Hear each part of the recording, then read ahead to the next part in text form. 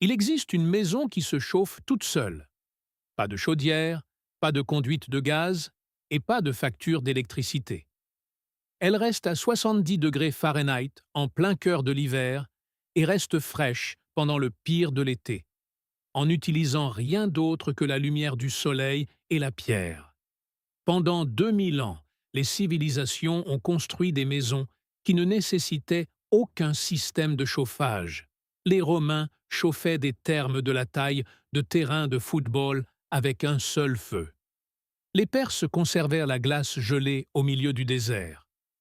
Et en 1972, un architecte du Nouveau-Mexique a construit une maison à partir de terre et de vieux pneus qui n'a pas eu besoin d'un seul dollar de chauffage ou de climatisation en plus de 50 ans. Puis l'industrie de l'énergie l'a enterrée. Nous n'avons pas arrêté de construire des maisons autochauffantes parce qu'elles ont échoué. Nous avons arrêté parce qu'une maison qui se chauffe toute seule est une maison qui ne peut pas être facturée. Une maison qui n'a pas besoin de chaudière est une chaudière qui ne peut pas être vendue. Et une famille qui ne doit rien pour se chauffer est une famille qui ne peut pas être contrôlée. C'est l'histoire de la maison qui n'a besoin d'aucun combustible, de la méthode de construction qui a survécu à tous les empires qui l'ont utilisée, et de l'industrie qui a dépensé des milliards pour s'assurer que vous n'appreniez jamais comment elle fonctionne. Avant de découvrir ces techniques oubliées, si ces connaissances comptent pour vous, la meilleure façon de les préserver est de vous y intéresser. L'histoire commence sur les pentes ensoleillées d'Athènes, environ 500 ans avant la naissance du Christ. Un philosophe nommé Socrate se tient devant ses élèves et décrit la maison parfaite.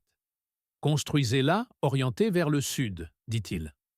En hiver, le soleil est bas et inonde les pièces de devant, réchauffant les sols et les murs. En été, le soleil monte haut dans le ciel et le toit bloque sa chaleur. La maison reste chaude quand vous avez besoin de chaleur. Elle reste fraîche quand vous avez besoin d'ombre. Aucun feu n'est nécessaire. Son élève Xénophon consigne la leçon dans un texte appelé « Les Mémorables ». C'est le plus ancien document existant sur la conception solaire passive, vieux de 2500 ans, et il fonctionne toujours parfaitement aujourd'hui. Mais les Grecs n'étaient que le début. 500 ans plus tard, les Romains ont transformé la lumière du soleil et la pierre en un chef-d'œuvre d'ingénierie. Ils l'ont appelé l'hypocauste. Imaginez ceci. Un sol en pierre surélevé de 2 pieds sur des centaines de petits piliers en briques appelés pilae. Un feu brûle à une extrémité du bâtiment. L'air chaud s'engouffre sous le sol surélevé, serpentant à travers des canaux dans les murs appelés tubuli. La pierre absorbe cette chaleur pendant des heures. Le feu s'éteint, mais le sol reste chaud. En 216 après J.C., l'empereur Caracalla ouvre les plus grands thermes que Rome ait jamais vus. Les thermes de Caracalla s'étendent sur 27 acres et accueillent 1600 baigneurs à la fois. Les pièces chauffées couvrent plus de 10 000 pieds carrés, et l'ensemble du complexe est chauffé par un seul feu alimentant de l'air chaud, sous des sols en pierre et à travers des murs creux. La masse thermique de cette pierre conservait la chaleur bien après l'extinction des flammes. Les baigneurs marchaient sur des sols chauds pendant que la neige tombait sur Rome. Pendant ce temps, en Perse, les constructeurs ont résolu le problème inverse. Ils conservèrent la glace gelée dans le désert. Ils ont construit des yakshals, des structures en forme de dôme avec des murs de 6 pieds d'épaisseur, faits de terre damée mélangée à de la chaux, du sable, de l'argile, des poils de chèvre, des blancs d'œufs et des cendres. C'était une recette transmise de génération en génération. Les murs absorbèrent la chaleur brutale du désert pendant la journée et la rayonnaient vers l'extérieur la nuit. Les chambres souterraines restaient si froides que la glace récoltée en hiver durait tout l'été, dans un pays où les températures diurnes atteignaient 120 degrés Fahrenheit. Le Yakshal d'Abarq en Iran est toujours debout aujourd'hui. Il a plus de 2000 ans. Pas d'électricité, pas de réfrigérant, juste de la physique, de la terre et des connaissances que nous avons choisi d'oublier. Les chercheurs ont mesuré l'intérieur. Lorsque le désert à l'extérieur atteignait 110 degrés Fahrenheit, la chambre à l'intérieur se maintenait de manière stable près de 40 degrés Fahrenheit. Une différence de température de 70 degrés Fahrenheit maintenue par rien d'autre que l'épaisseur des murs et la géométrie. Au Moyen Âge, le principe s'était répandu à travers l'Europe. Les maisons longues avec des murs en pierre de 3 pieds d'épaisseur restaient chaudes pendant les hivers brutaux. Les murs fonctionnaient comme des batteries thermiques, absorbant la chaleur des feux de cheminée pendant la journée et la libérant lentement tout au long de la nuit. En 1881, un érudit américain nommé Edward Morse a voyagé au Japon et a publié la première étude moderne sur le chauffage solaire passif. Il a documenté comment les maisons japonaises utilisaient des écrans en papier orientés vers le sud et des sols en terre sombre pour capturer et retenir la chaleur du soleil. La connaissance était partout. Chaque culture qui a construit avec de la masse et s'est orientée vers le soleil a découvert la même vérité. Pas d'isolation, pas de conduit, juste de la masse. Un matériau dense faisant ce qu'un matériau dense fait, retenir l'énergie et la libérer selon son propre rythme. Le principe est si simple qu'il ressemble à un secret. Les matériaux denses absorbent la chaleur, la pierre, la terre, le béton et l'eau. Ils s'imprègnent de l'énergie thermique lorsque le soleil brille ou qu'un feu brûle, et ils la libèrent lentement lorsque l'air se refroidit. Un mur en pisé de 12 pouces stocke suffisamment de chaleur pour garder une pièce confortable pendant 12 heures après le coucher du soleil. C'est là tout le principe. Masse thermique plus orientation solaire égale une maison qui régule sa propre température.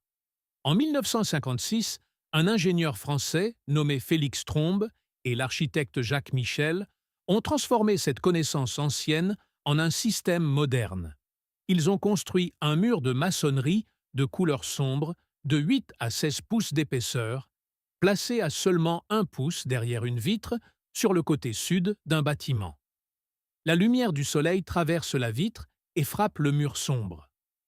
Le mur absorbe cette chaleur toute la journée. Le soir venu, l'énergie stockée rayonne à travers le mur dans l'espace de vie. Des ouvertures en haut et en bas du mur créent une convection naturelle. L'air chaud monte par l'ouverture supérieure dans la pièce, tandis que l'air frais est aspiré par l'ouverture inférieure pour être chauffé à nouveau. Pas de ventilateur, pas de pompe et pas d'électricité. Un mur trombe peut fournir 60 à 75% des besoins en chauffage d'une maison dans le bon climat. Le soleil fait le travail et le mur fait le reste. Puis, en 1972, un architecte nommé Mike Reynolds a conduit dans le désert à l'extérieur de Taos, au Nouveau-Mexique, et a commencé à construire quelque chose que l'industrie de la construction passerait les 50 années suivantes à essayer d'arrêter. Il les a appelés les Earthships. Reynolds a rempli de vieux pneus avec de la terre damée, les empilant comme des briques pour créer des murs de 3 pieds d'épaisseur, de la pure masse thermique. Il a orienté chaque maison vers le sud avec une serre le long du mur avant pour capter le soleil d'hiver.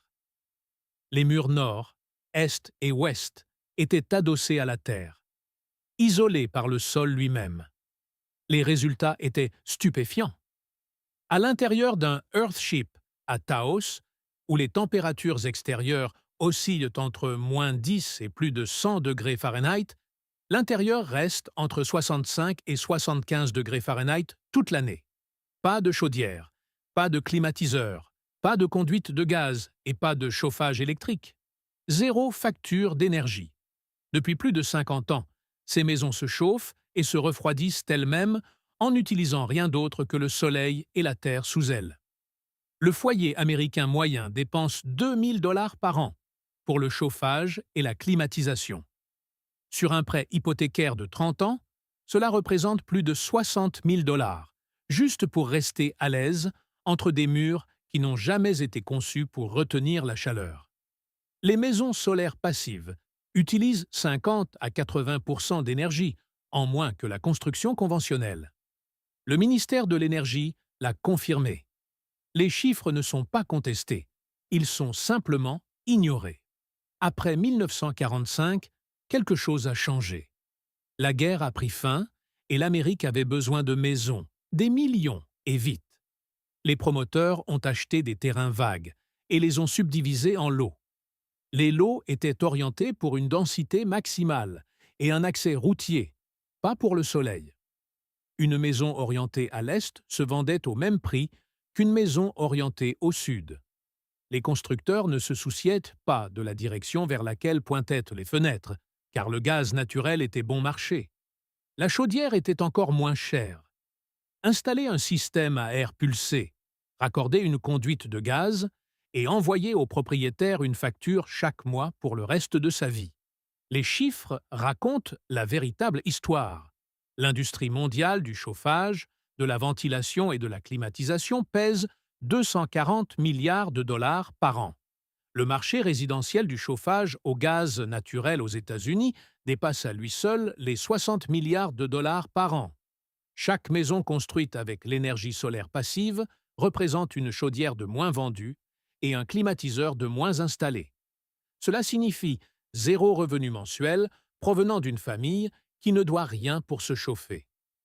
Une maison qui se chauffe toute seule n'est pas seulement un choix d'ingénierie, c'est une menace pour l'une des plus grandes industries sur Terre. Les codes du bâtiment sont devenus l'arme. Les codes rédigés pour les systèmes CVC conventionnels exigeaient des conduits spécifiques, une ventilation mécanique spécifique et une capacité de chauffage spécifique. Les maisons solaires passives ne rentraient pas dans les cases. Elles n'avaient pas besoin de conduits ou de chaudière, mais les codes les exigeaient quand même.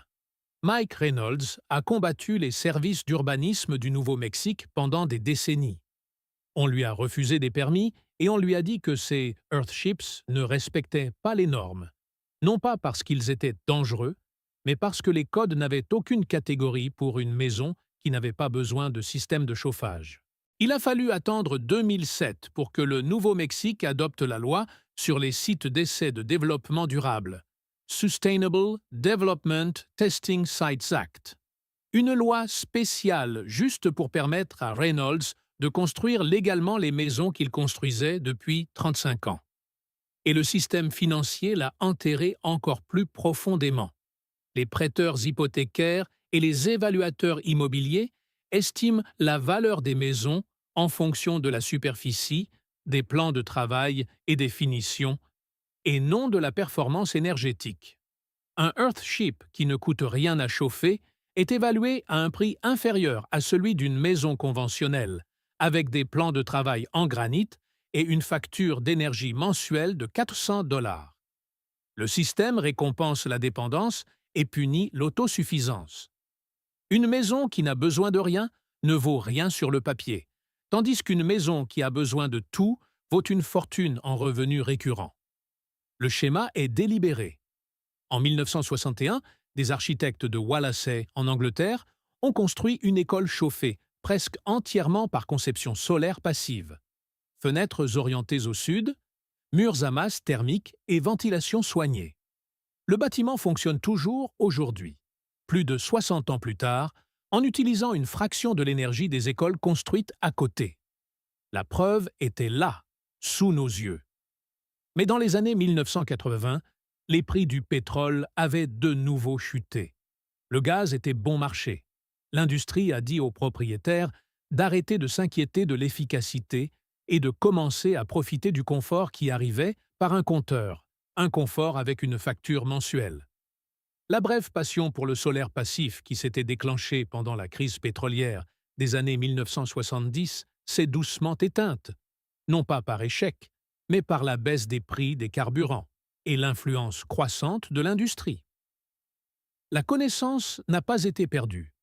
Elle a été enterrée sous du gaz bon marché et des publicités coûteuses. Mais la physique a refusé d'être oubliée. En 1991, un physicien nommé Wolfgang Feist a construit une maison à Darmstadt, en Allemagne, appelée Kranichstein. ce fut la première maison passive certifiée.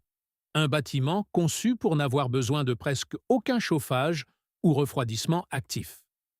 Feist a fondé le Passive House Institute en 1996 et a créé une norme scientifique rigoureuse, prouvant que les maisons pouvaient maintenir des températures confortables, en utilisant uniquement des principes passifs.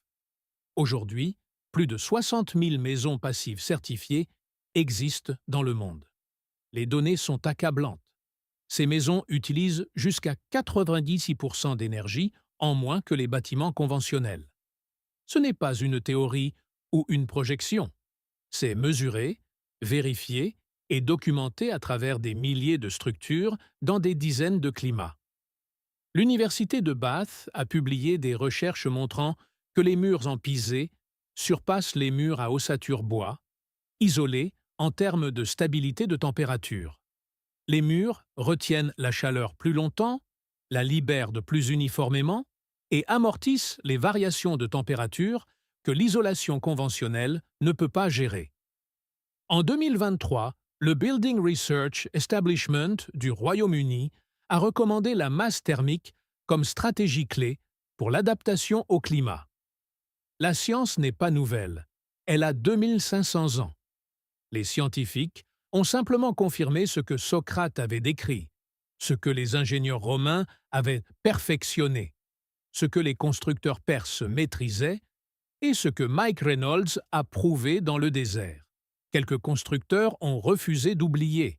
Reynolds a maintenant construit plus de 3000 Earthships à travers le monde, pas seulement dans le désert du Nouveau-Mexique, mais en Haïti, après le tremblement de terre, à Porto Rico après l'ouragan et en Sierra Leone.